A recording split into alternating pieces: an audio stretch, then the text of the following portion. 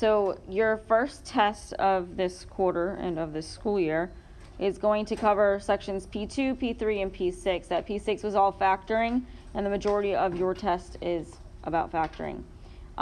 So a couple things that your review up top reminds you of is you want to always ask yourself, do you have a greatest common factor? If you do, factor that greatest common factor out first. From there, how many terms do you have? If you have 2, is it a perfect, is it a difference of squares? If it's 3, is it a perfect square trinomial? Or do you have an A that's something other than 1? Remember, if you have an A something other than 1, you're multiplying your A and your C, finding the factors that equal up to your B term, and then replacing your B term with them. And then if you have 4 terms, you can factor by grouping. I've kind of rewrote this just so that way I have a little bit more room, which you can do as well if it helps you. Or if you can do it on the same page that all your questions are on. Totally up to you.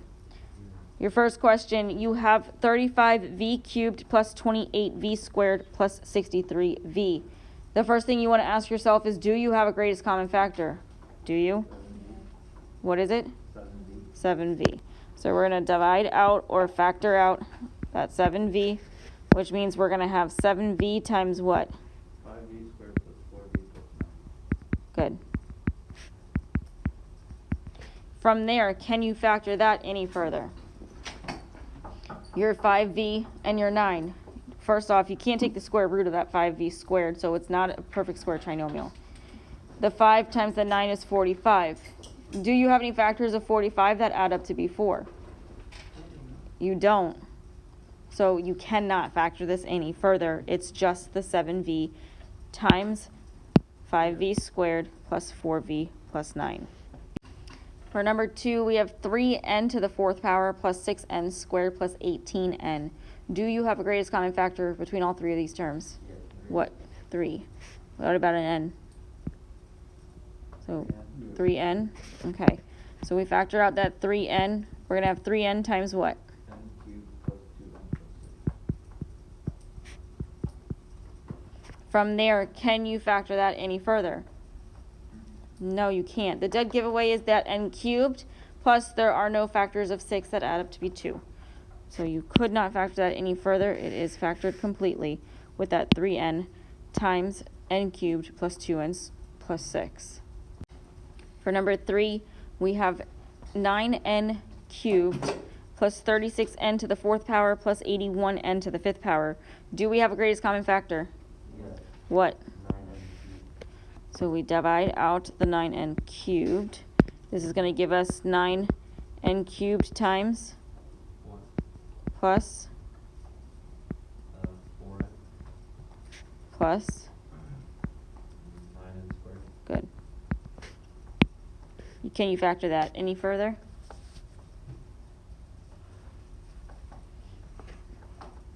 You can take the square root of that 1 and that 9n squared.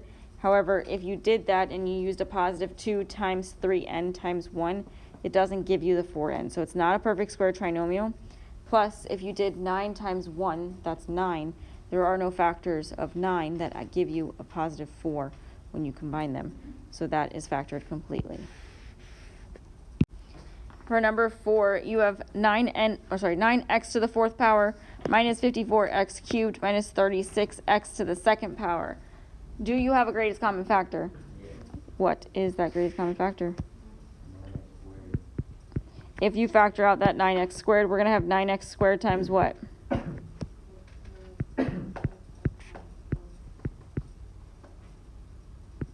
What is it? X squared minus 6x minus 4. Okay, good. So with our next one, with number 5, we have v squared plus 2v minus 15. For this one, you have a trinomial. We don't have a greatest common factor that we can factor out. For a, it's 1. So remember, when a is 1, either decide if it's a perfect square trinomial, which in this case it's not because you cannot take the square root of 15. Find the factors of negative 15 that add up to be 2. What are your factors of negative 15 that add up to be 2?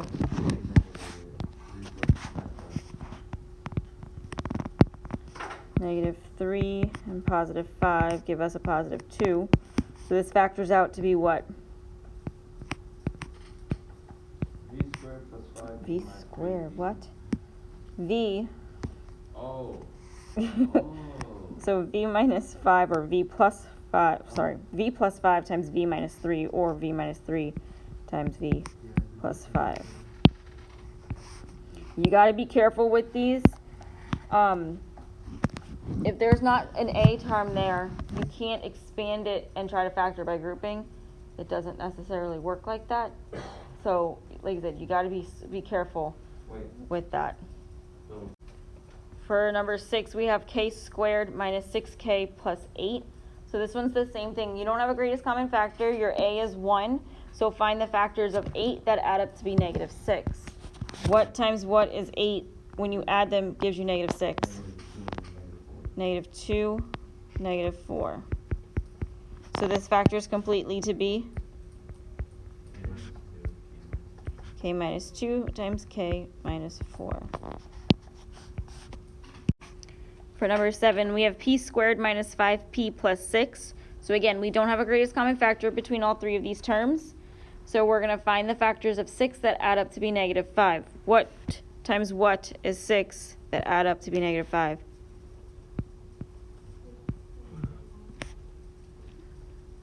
Remember, it's a positive 6, so our signs have to be the same on both of those factors. So the only factors that would add up to be that negative 5 would be negative 2 and negative 3. So we factor this completely to be p minus 2 times p minus 3. For number 8, we have 2n squared minus 18n plus 40. Do you have a greatest common factor for this one? What is it? So we're factoring out a 2 first. So that gives us 2 times minus plus 20. Inside those parentheses, that n squared minus 9n plus 20, you have a trinomial where your a is 1. Find your factors of 20 that add up to be negative 9. Remember that 20 is positive, so your factors have to have the same signs. This gives us negative 4, negative 5. So inside, it factors out to be n minus 4 times n minus 5. Originally, we factored out that 2, so that 2 goes in front of your set of parentheses.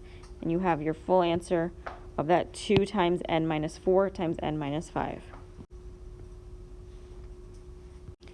For number 9, we have 15m squared plus 21m plus 6.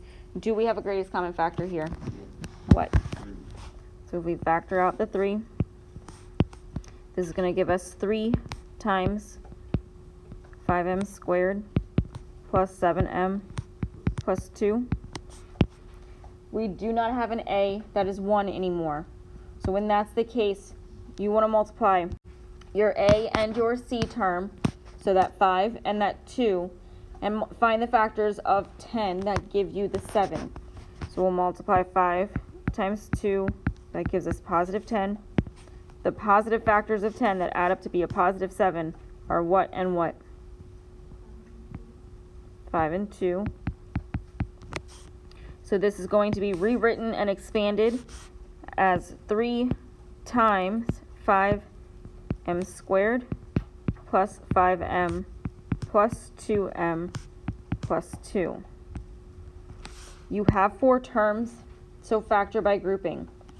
You're going to put a set of parentheses around the first 2, set around the second 2. Between the 5m squared plus 5m, what's our greatest common factor that we're factoring out? 5m. What's the greatest common factor between the 2m plus 2? 2. So this gets rewritten as 3 times 5m times what's left over? Plus 1 plus 2 times m plus 1. Your 2 parentheses are the same here, so we're going to rewrite this as 3 times m plus 1 times 5m plus 2. For number 10, we have 3n squared minus 14n plus 8. Do you have a greatest common factor with this one? No, you don't. So you cannot factor anything out to start with. You have an a, something other than 1. So multiply your a and your c term, find the factors that add up to be your b term. So your a is 3, your c term is 8. 3 times 8 is 24. What are your factors of positive 24 that add up to be negative 14? Negative 2 and negative 12.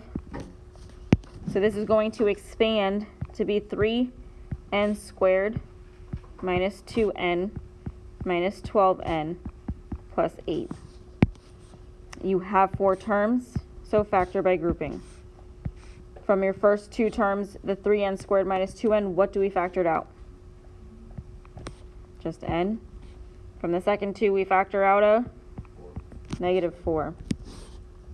So this gets rewritten as n times what's left over? 3n minus 2 minus 4 times 3n minus 2. So since your 2 sets of parentheses are the same, we're going to write this as n minus 4 times 3n minus 2. For number 11, we have 2n squared plus 11n plus 12. Do we have a greatest common factor for this one? No. So we're going to start by multiplying our a and our c terms since a is something other than 1.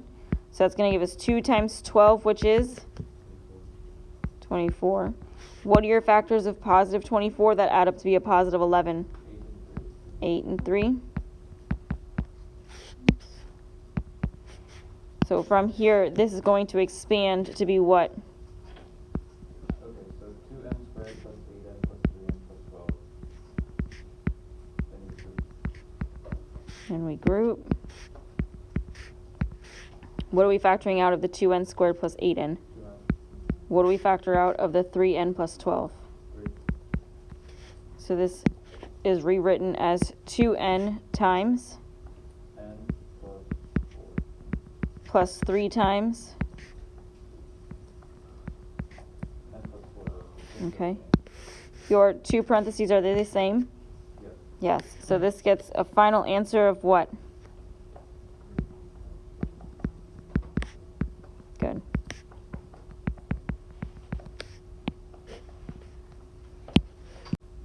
For 12, we have 2x squared plus 3x minus 5. Do we have a greatest common factor for this one? No. So multiply your 2 and your negative 5. We get negative 10. Your factors of negative 10 that add up to be a positive 3 are what and what? Negative 2 plus 5. Negative 5 plus 2. Oh, yeah, no, he's right. negative 2 plus 5 gives us a positive 3. So this expands to be 2x squared. What? Minus 2x plus 5x minus 5. Yep. So we have 4 terms. We're going to factor by grouping. We factor out a 2x from the first set. We factor out a positive 5 from the second. So this gets rewritten as 2x times x minus 1 plus 5 times x minus 1. Your 2 parentheses are the same, so this is just going to give us an answer of 2x plus 5 times x minus 1. So for our next question, number 13, we have 4p squared plus 4p minus 15. Do we have a greatest common factor between all 3 of these terms? No. So multiply that 4 and that negative 15. We get negative 60. What are your factors of negative 60 that add up to be positive 4?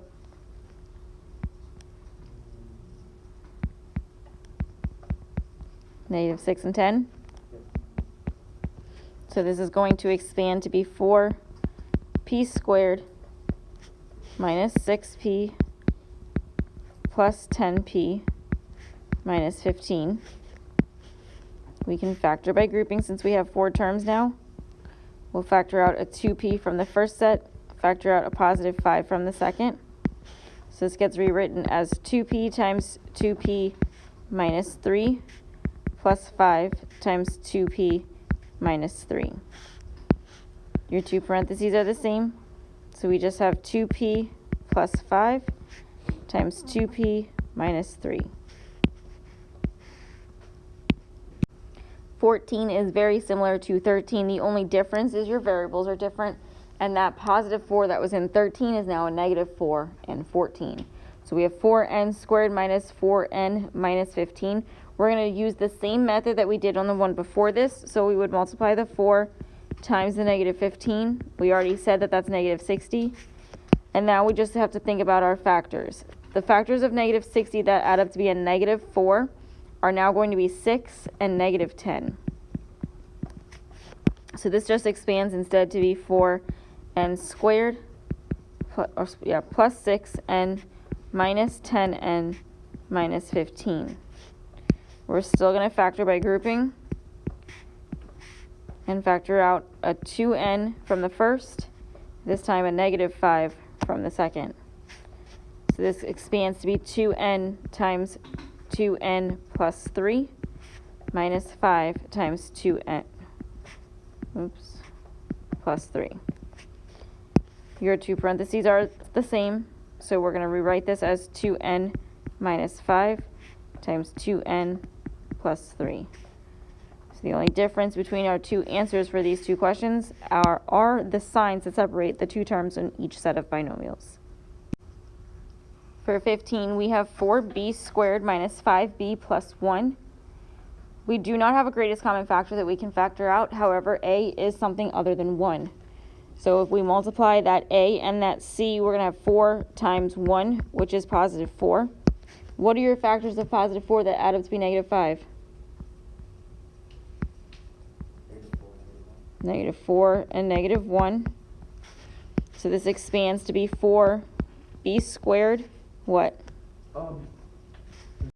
So that 4b squared minus 4b minus b plus 1 is what we'll have when we rewrite. We factor by grouping. Factor out a 4b from the first. Factor out a negative 1 from the second. So we have 4b times b minus 1 minus 1 times b minus 1. Two parentheses are the same. So that's b minus 1 times 4b minus 1. For 16, we have 12m squared plus 33m plus 18. What's your greatest common factor? 3. So we're going to factor out that 3 first. This is going to leave us with 3 times 4m squared plus 11m plus 6. You cannot take the square root of that 6, so you do not have a perfect square trinomial. We multiply the 4 and the 6. We get 24. Your factors of 24 that add up to be 11 are 8 and 3. So this expands to be 3 times 4m squared plus 8m plus 3m plus 6. We're going to put a set of parentheses around the first two terms inside those brackets and a set around the last two terms inside those brackets. With the 4m squared plus 8m, we're factoring out what? 4m. With the 3m plus 6, we factor out a 3. So this is going to be rewritten as 3 times 4m times m plus 2 plus 3 times m plus 2. So from here, your two sets of parentheses are the same. So we can just rewrite this as 3 times m plus 2 times 4m plus 3. For number 17, we have 9n squared minus 25. You have a binomial here, so the first thing you want to think about is if it's a difference of squares. So ask yourself, can I take the square root of the first term? Can I take the square root of the second term? Are they separated by subtraction? You still want to ask yourself if you have a greatest common factor that you can factor out first. In this case, the 9 and the 25 do not share a common factor other than 1. So you'll go right into asking if you can take the square root of that 9x squared, which can we? Yeah. What is it? 3n. If we take the square root of that 25, we have 5. The negative in between these two terms is telling us that we're going to use 3n and 5 in two sets of parentheses, and both of those sets of parentheses are just going to have opposite signs from one another. So one of them is going to be a minus, one of them is going to be a plus. So 3n minus 5 times 3n plus 5 is our binomial factored out completely. For number 18, we have 25x squared minus 16. Do we have a greatest common factor that we can factor out first? No. We do have a binomial. Those two terms are separated by subtraction. So take the square root of the first term. That gives us 5x. The second term, that gives us 4.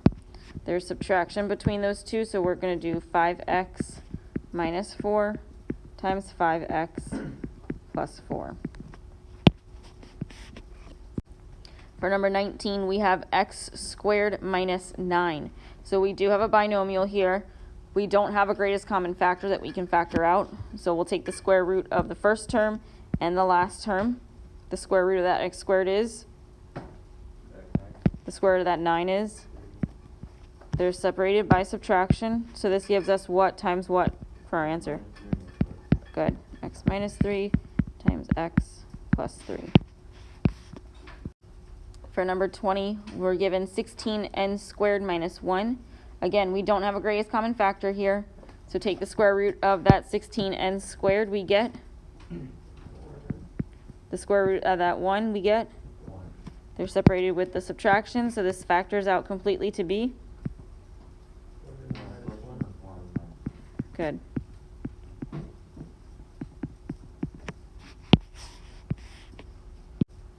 For number 21, we have 42a cubed minus 24a squared minus 7a plus 4. Do we have a greatest common factor from all four of these terms that we can factor out first?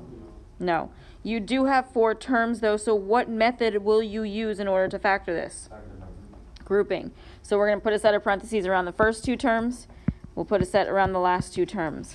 What is your greatest common factor between the 42a cubed minus 24a squared? What about the negative 7a plus 4? Negative 1. Good. So this is going to factor to be 6a squared times what? What's left over? 7a Good. Minus 1 times? 7a minus 4. Your 2 sets of parentheses are the same, so we can rewrite it once and then form another with the 6a squared minus 1. Is this completely factored? Yeah. Yes, it is. So your answer is just that 7a minus 4 times 6a squared minus 1. And you can write it as the 6a squared minus 1 times 7a minus 4. It's the same exact thing. For number 22, we have 32x cubed minus 12x squared minus 56x plus 21. Do we have a greatest common factor from all 4 of these terms to factor out first? Yeah. We do? No, never mind. No. The good way to look at this and ask yourself if you do is think about the 21. The 21 has factors of 1 and 21, 3 and 7. So if the other numbers are not divisible by 1, 3, 7, or 21, then you don't have a greatest common factor. So we're going to factor this by grouping since there are 4 terms. With the first set of parentheses at 32x cubed minus 12x squared, what is our greatest common factor? 6. 6 goes into 32 evenly? Oh, No. Try another number. 4. 4. Okay, any x attached to that? X squared. What about the negative 56x plus 21? What's our greatest common factor? Positive or negative? Negative. So this is going to give us 4x squared times what? 8 x minus Minus 3. Good. And then that minus 7 times 8x minus 3. So here, your two sets of parentheses are the same. We'll write this as 4x squared minus 7 times 8x minus 3, and we'll have our answer. For number 23, we have 20AH minus 5AK minus 32YH plus 8YK. You have 4 terms here. Do you have a greatest common factor? No. So factor this by grouping. From the 20AH minus 5AK, what's your greatest common factor? 5A. 5A. What about the negative 32YH plus 8YK? What's your greatest? So this is going to give us 5A times 4A minus K minus 8Y times 4A minus K. Wait, isn't it 4H? H, yes it is, sorry. This is an H, this is an H. Thank you. So then from here, your two parentheses are the same. So it's going to give us 4H minus K times 5A minus 8Y. For number 24, we have 7AZ plus 21AH minus 8B squared Z minus 24B squared H. Do we have a greatest common factor from all 4 of these terms? No. So factor it by grouping. Between the first 2 terms, what's our greatest common factor? 7A. What about the second 2? -8B squared. Okay, so this factors out to be 7A times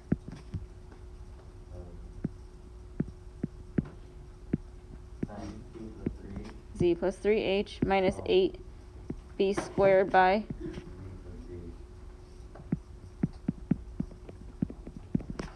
your two parentheses are the same. So what's your answer?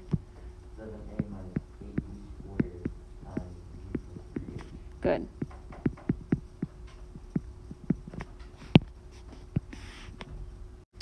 For 25, we have 24xy plus 40b minus 15x minus 64by. Do you have a greatest common factor from all 4 of these terms that you can factor out? No. No, you don't. Is this in the order you would like? No. Why? Because you can't simplify it as much. You can't really factor it out correctly, so that way you can factor by grouping. So you want to rearrange this based off of your variables. So ask yourself, what's the similarities between some of these terms with their variables? Think about that 24xy. That 24 has an x and a y attached to it. Is there any term that has an x or a y attached to it? -15. The negative 15 has an x attached to it. The 64by also has a y attached to it. However, the 15 is more similar to the xy because that 40b is going to combine with a b term as well. So you want that 24 and that negative 15 next to one another. So we'll rewrite this as 24xy minus 15x. Then we also have a negative 64by plus 40b. Now the reason why I put that 64 in front of the 40 is because I put the 24 in front of the 15, which means the 24 is larger than 15. When I factor their greatest common factor out, my bigger coefficient's going to go first or to the left. With the 64 and the 40, if I put 40 in front of the 64, I would have a smaller coefficient left over for that term, and I want that to be last. So I am going to factor this by grouping. Between the 24xy minus 15x, what's our greatest common factor? 3. What about the negative 64by plus 40b? So we are going to factor this out. So this is going to give us 3x times what's left over.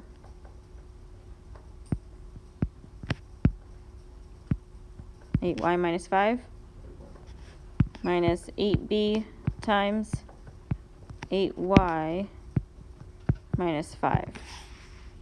So your two parentheses are the same. Our answer is just going to be that 3x minus 8b times 8y minus 5. For 26, you have 35xy plus 30p squared plus 25xp plus 42py. Do you have a like term that you can factor out from all of this? Greatest common factor, yes, no? No. Factor it by grouping. Is it in the order you need it to be in order to factor it by grouping? No. You have a 30p squared. The only variable that's there is that p. Do you have another term with a p attached to it?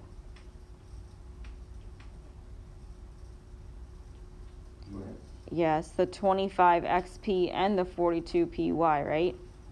Okay, so those three are similar. Which of these terms does not have a p attached to it? The 35xy. So what other term can partner up with the 35xy that has either an x or a y attached to it? The 42py. You want to do the 42py?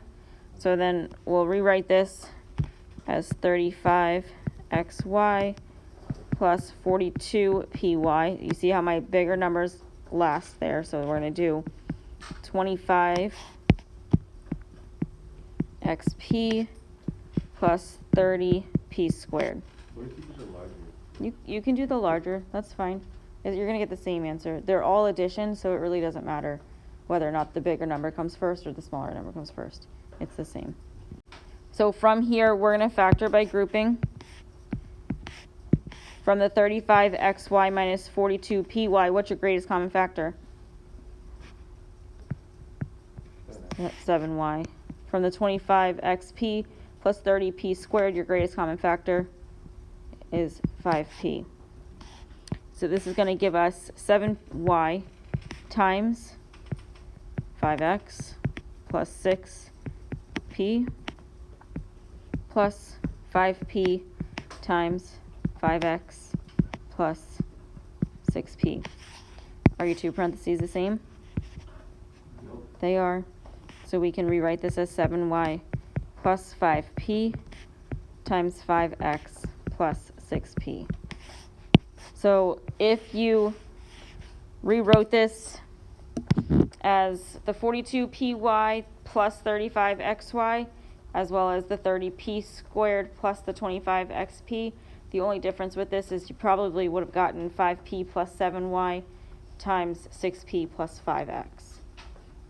Okay, you could have also grouped up the 42py with the 30p squared and the 35xy with the 25xp, and you would have gotten the same answer as well. So the last four questions from your review come from P2 and P3.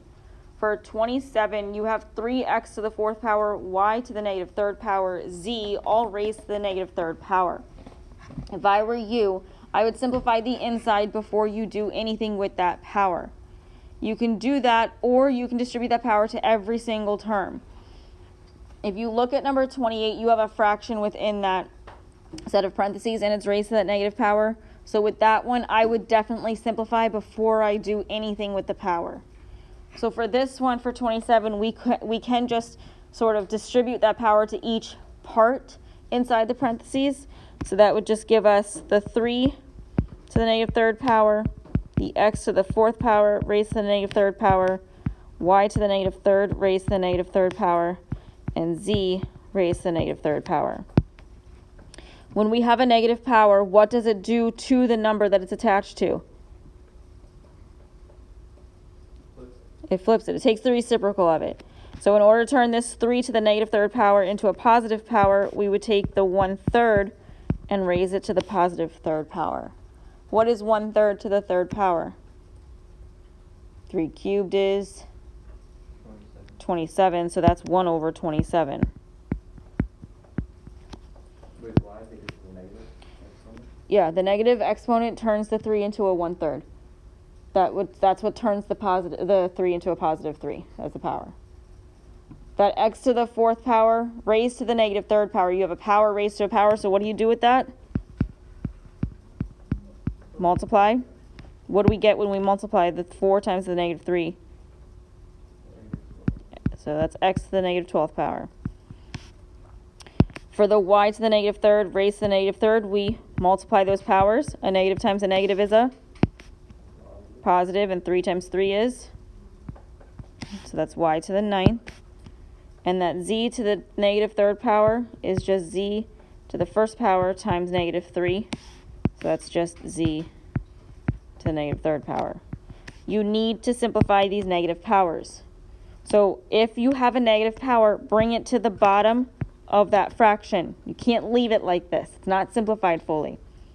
So this is going to give us x to the 12th power in the bottom of the fraction, z to the 3rd power to the bottom of the fraction. So in the top, you're just going to have y to the 9th power, or 1 times y to the 9th power.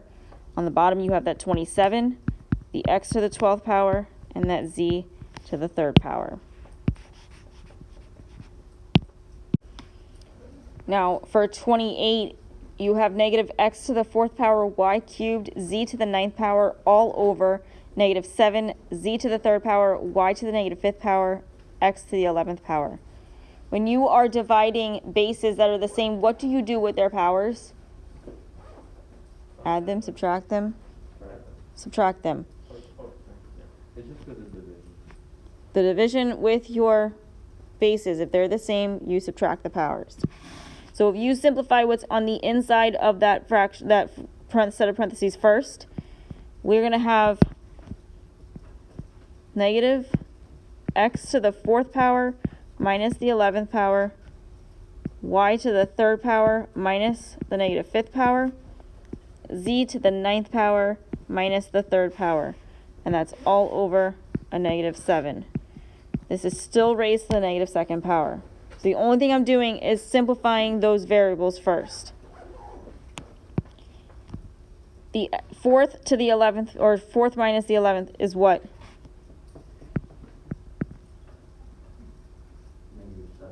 Negative 7. 3 minus a negative 5 is? 8. So that's y to the 8th. 9 minus 3 is? 6. So that's z to the 6th.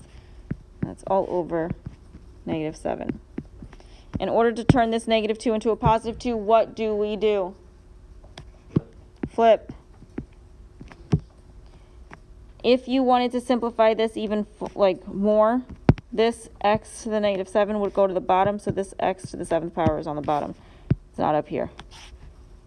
So we just have a negative 7x to the 7th power over negative y to the 8th power, z to the 6th power, now raised to the 2nd power. You are raising every single part to the power of 2. So a negative raised to the 2nd power becomes a positive. Both of those negatives, top and bottom, can become positives. The 7 is raised to the 2nd power. That x to the 7th is raised to the 2nd power. That y to the 8th is raised to the 2nd power. That z to the 6th is raised to the 2nd power. So 7 squared is 49. X to the 7th raised to the 2nd is x to the 14th. On the bottom, y to the 8th raised to the 2nd is y to the 16th. And z to the 6th raised to the 2nd is z to the 12th. So our final answer for this one is just 49x to the 14th all over y to the 16th, z to the 12th power. For 29 and 30, you have a binomial cubed. With these, you have to pay attention to the sign in between the two terms. Both of these have negatives, so you have to think about the formula that you're using. If you want to, you can use a cubed minus 3 times a squared times b plus 3 times a times b squared plus b cubed. Our a is going to be that negative x. Our b is that negative 7. Just plugging them in.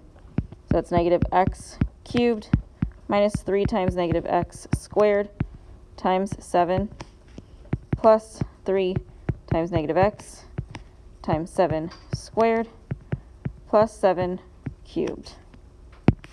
That negative x cubed is going to be negative x cubed. The negative 3 times x, the negative x squared is negative 3x squared times 7 is negative 21x squared.